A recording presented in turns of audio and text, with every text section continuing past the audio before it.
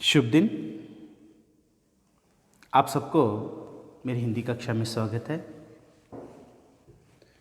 मैं professor PM तांबट, KLE मलगोड़ा वाणिज्य महाविद्यालय रायबाग से। छात्रों, आपके पाठ्यक्रम के अनुसार हरिशंकर परसाई जी की व्यंग्य रचना प्रेम की बिरादरी, इसमें एक व्यक्ति लेखक को इस तरह बताता है जैसे उसका सब कुछ पवित्र है। सब लोग कलंक से रहते हैं, लेकिन इनके सब में मैं सिर्फ पवित्र हूँ। मेरा घर पवित्र है, मेरे बच्चे और मेरी पत्नी पवित्र हैं। और सुबह से लेकर शाम तक पवित्रता के बारे में बातें करते रहता है और लोगों के कलंक का पानी से मुंह धोने लगता है। इस प्रकार जो प्रेम की बिरादरी में हम अध्ययन कर रहे थे, आज हम उसके अगले भाग का अध्ययन करेंगे। इसमें चिट्ठी नंबर 1 और चिट्ठी नंबर 2 आते हैं। तो चिट्ठी नंबर 1 में क्या है, लेखक हम किस तरह बताते हैं, देखो। पूज्य पिताजी, मैंने यहाँ रमेश से वैदिक रीति से शादी कर ली है।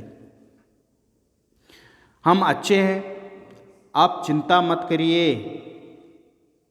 आशा है आप और अम्मा मुझे माफ कर देंगे।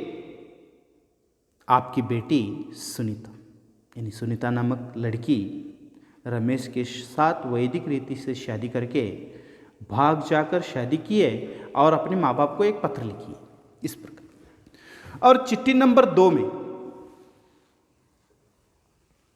क्या लिखा है? प्रिय रमेश, मैं अपने माता पिता के इच्छा के विरुद्ध नहीं जा सकती। तुम मुझे माफ कर देना। तुम जरूर शादी कर लेना और सुखी रहना। तुम दुखी रहेंगे तो मुझे जीवन में सुख नहीं मिलेगा। हृदय से तो मैं तुम्हारी हूं। और कहती है, 4-5 साल बाद मुझे मिलोगे या मेरे घर आओगे तो मेरे बच्चा पप्पू से कहूंगी, बेटा मामा जी को नमस्ते करो। तुम्हारी विनीता। विनीता कहती है अपने प्रियतमा से, रमेश को शादी नहीं कर सकती, यानी मैं माता पिता के विरुद्ध नहीं जा सकती। तुम जरूर शादी कर लेना दूसरी लड़की से। ये बात 2 चिट्ठियां हमें यहाँ पर लेखक देते हैं, 2 किस प्रकार की लड़कियां हैं।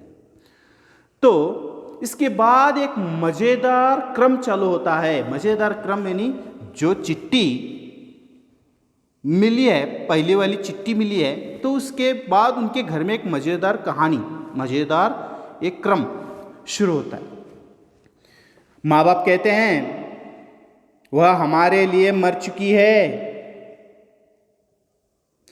अब हम उसका मुंह नहीं देखेंगे। ये तो कहते हैं माँ बाप, यानी लड़की भाग जाकर शादी कर ली है, तो माँ बाप अपने दिल को तसल्ली के लिए, समाज को तसल्ली दिलाने के लिए ये बात कहते हैं। क्या कहते हैं? वह हमारे लिए मर चुकी है और उसका मुंह नहीं देखेंगे। फिर कुछ महीने बाद मैं उनके यहाँ जाता हूँ तो वही लड़की चाय लेकर आती है। यानी जो माँ बाप पहले शादी भाग कर जाकर रमेश के साथ शादी की और किसी के साथ शादी करती है, तो माँ बाप घर में कहेंगे वो मर चुकी है हमारे लिए, उसका मुंह नहीं देखेंगे। तो लेकर कुछ महीने बाद, कुछ साल बाद वही घर जाते हैं तो वही लड़की लेखक को चाय लेकर आती है। तो लेखक कहते हैं, मैं उनसे पूछता हूँ, यानी कहते हैं यह तो आपके लिए मर चुकी थी। यानी लेखक, जो माँ बाप गए थे, तो लेखक उनसे पूछते हैं आपके लिए तो मर चुकी थी।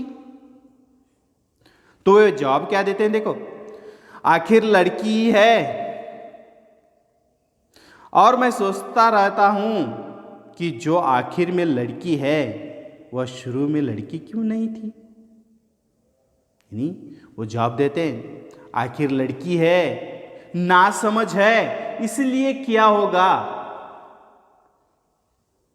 तो ये उसका मुंह नहीं देखना चाहते, वो हमारे लिए मर चुकी है, तब ये लड़की क्यों नहीं हुई, क्यों ना समझ हुई। ये बात लेखक कहते हैं। माता पिता की भावनाओं को मैं जानता हूं। विश्वास और परंपरा के टूटने में बड़ा दर्द होता है हर एक माँ बाप को।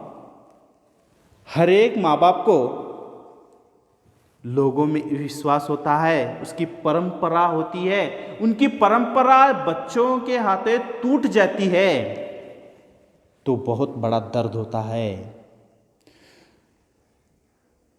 जब शरप्पा तानसेन गौरीशंकर की चोटी पर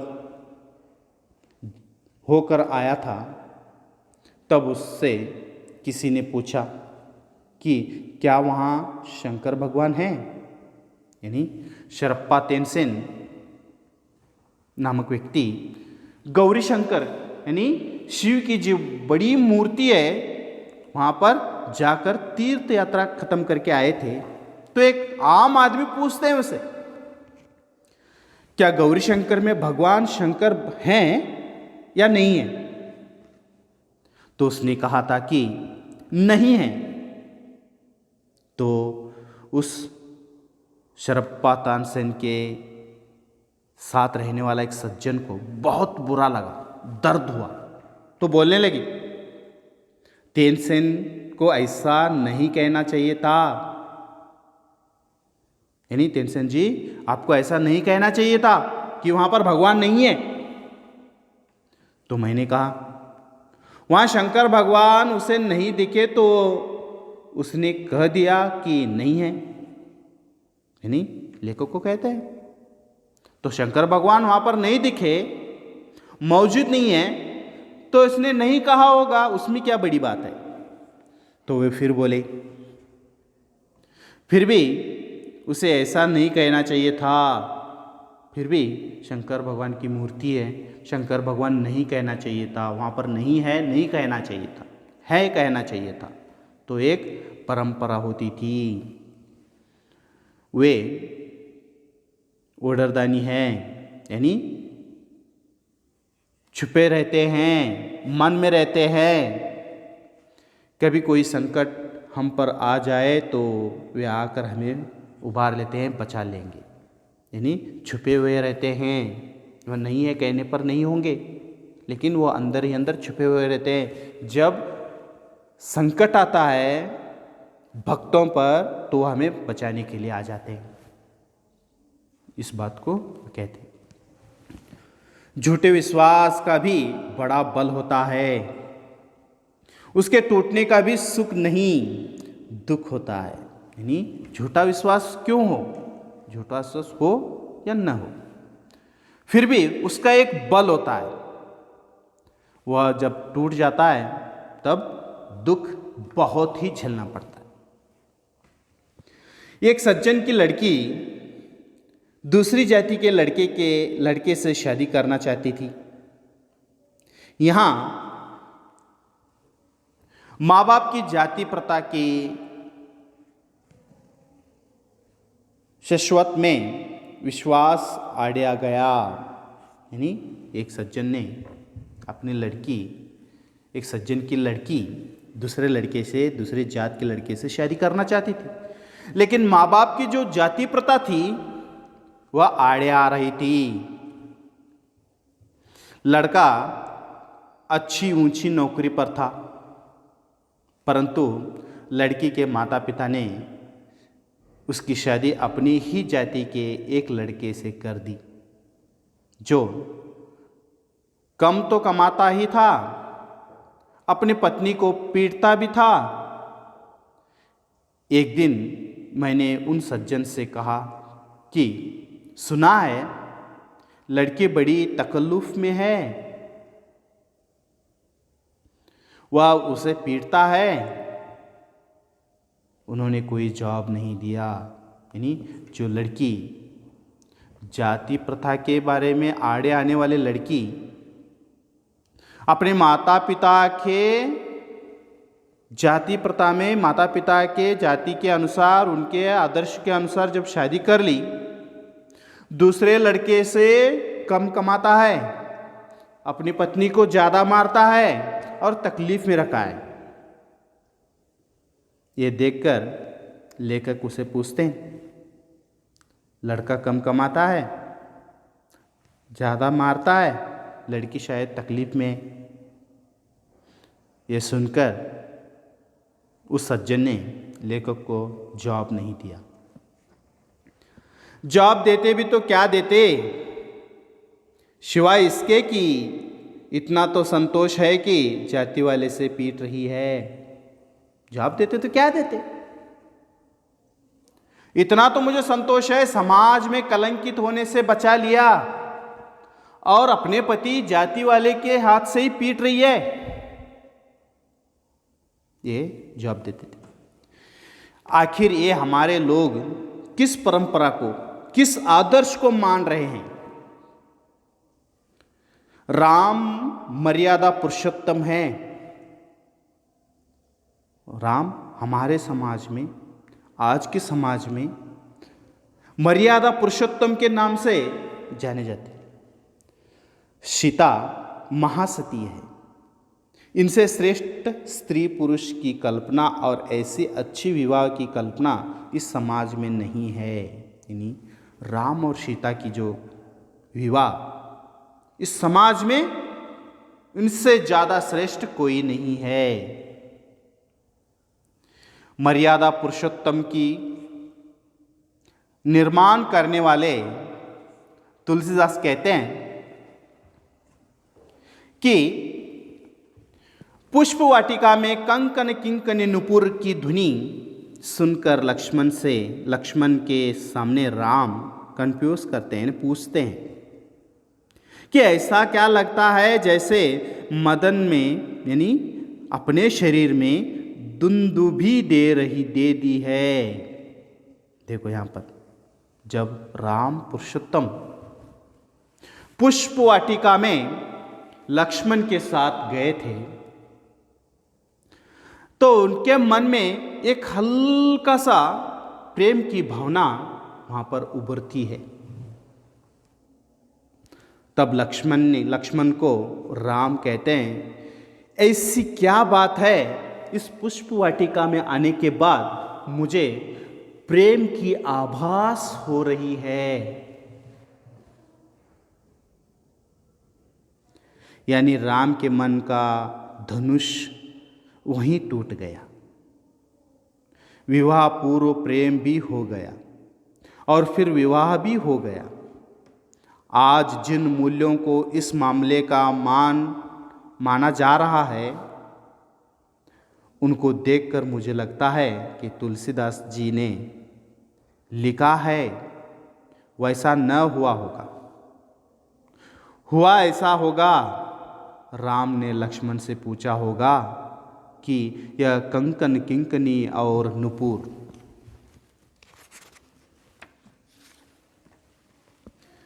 की ध्वनि किसकी है?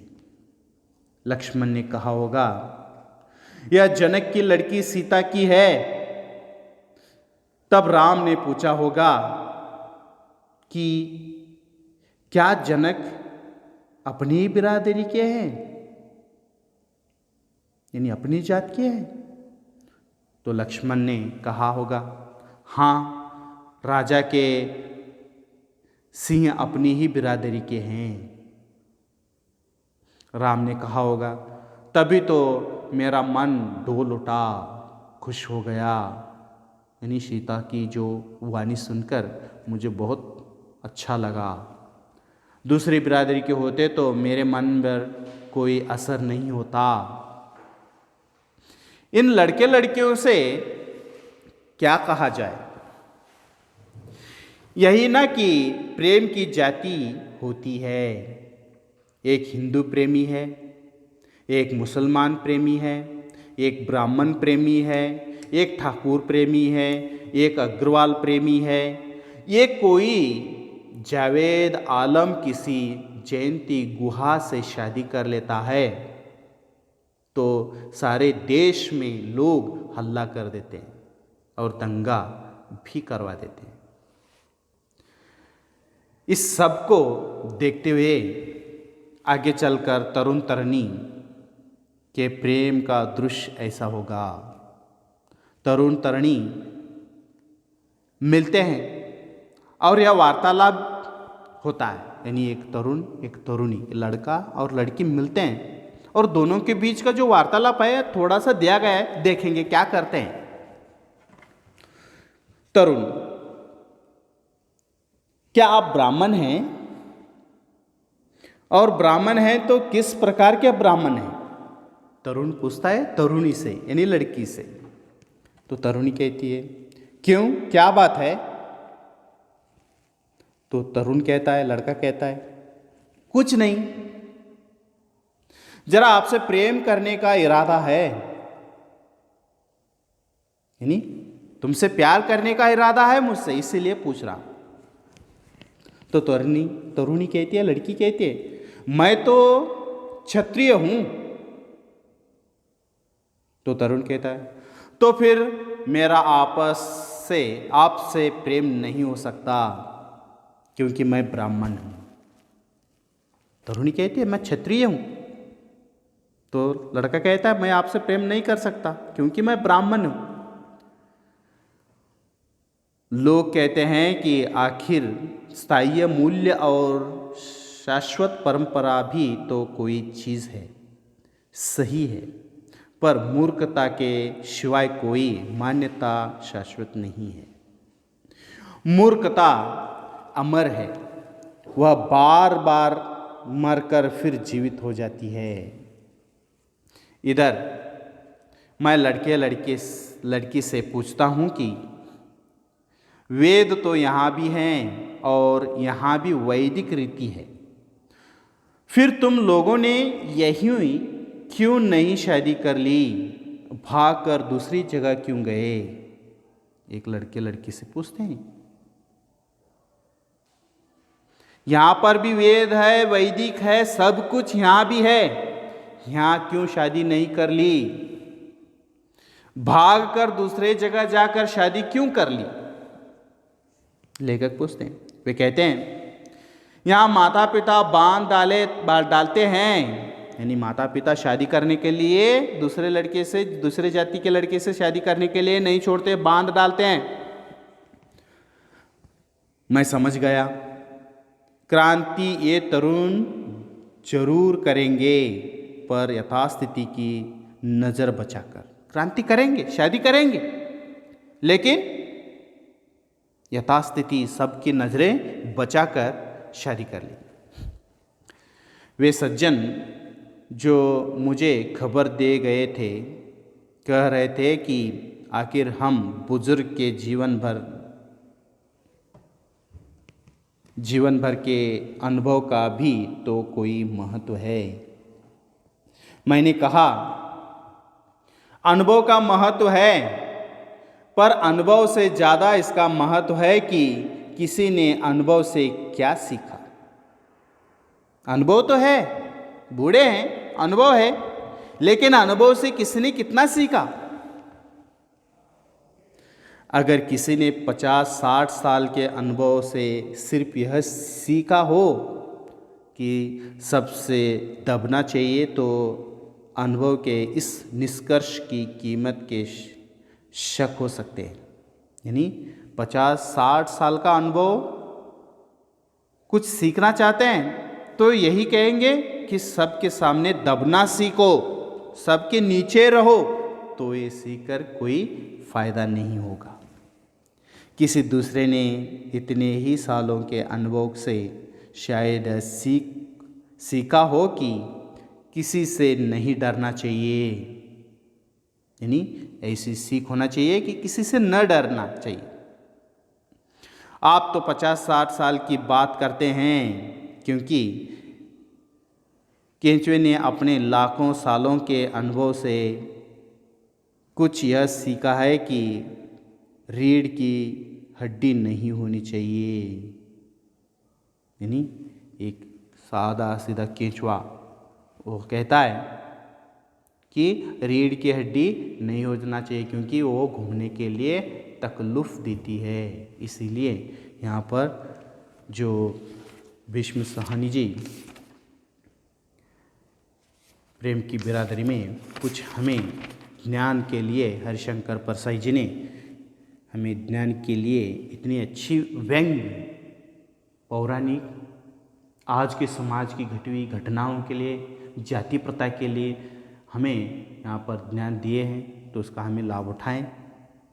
तो अगले पाठ के लिए अगले वीडियो में चलेंगे, तब तक के लिए धन्यवाद।